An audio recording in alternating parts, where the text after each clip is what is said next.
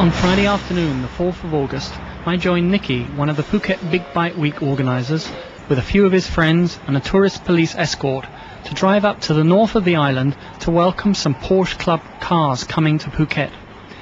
In his open-top Mercedes, which all his girlfriends just love to sit in the back of, we got a great view of his friends' expensive cars, which included a beautiful-looking Ferrari that Michael Schumacher would be proud of driving whenever he comes to Phuket, as I gather he does occasionally.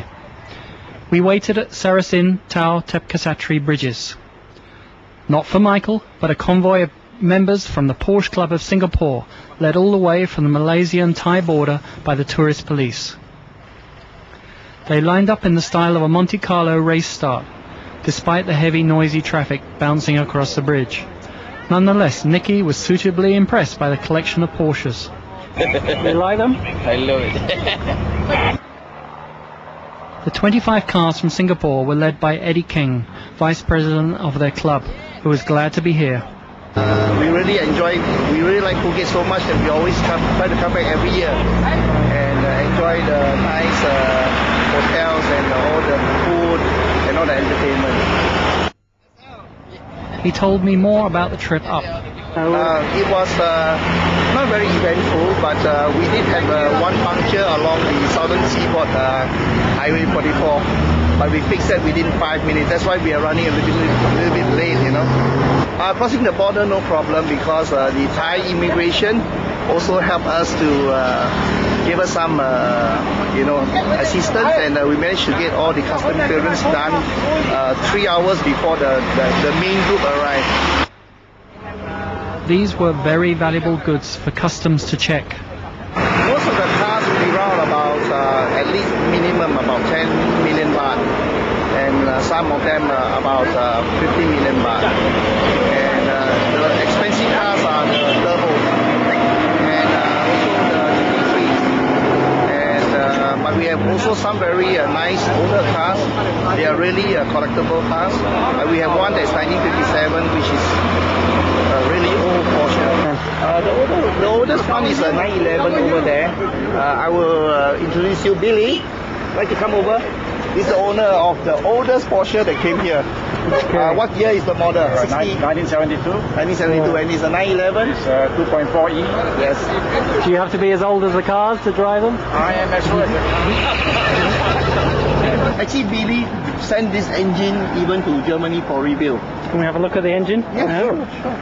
He's so proud, this car. That must have taken a long time if you sent it to Germany. Howard, just wait for me, Howard.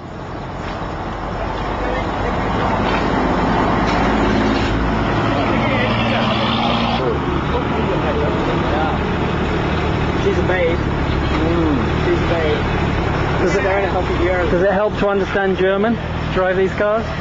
Not really. I think driving is universal. What do you like about the Porsche? What's the best thing about them? I actually like Volkswagens from way before, so this is sort of the next step in motoring. Billy enjoys driving this in Singapore, despite the rules, taxes and weather. I drive this almost as a daily driver to work every day. With the sunroof open? With the aircon on. They were lucky the weather was dry and fine for them this weekend in Phuket. After they posed for photos with Nicky and friends around Billy's car, I joined the convoy from the bridge to Phuket town inside one of the Porsches belonging to Howard Delaney, an Australian member of the club. This is a twin turbo. It's about 4 years old, and so this is the Porsche Club Singapore. So what you can hear is hear all the radios. We've all got radios in our cars, so we can talk to each other and direct traffic. Be moving now. So you can hear all the commentary going on. In addition, we've got GPS systems. Now two-liner. Quite strict convoy procedures. So you've got to stay in the convoy, stay in your position, not allowed to overtake. So quite strict rules about radios, who can use them at what time. We have leaders and sweepers in the group, and obviously they're allowed to use the radios, but other people can only listen and only speak in emergencies. So the radio channel doesn't get too clogged. He admitted that they had to drive carefully in Thailand, as the unpredictable can always happen. You're right, it's reasonably undisciplined out there. The lorries, you've really got to watch. We've just come down Highway 44, which is one of the new expressways across this part of Thailand, across the peninsula. So we're able to drive reasonably quickly, but we had to be very careful of lorries in the left-hand lane that would all of a sudden just pull out in front of you. And that happened a few times.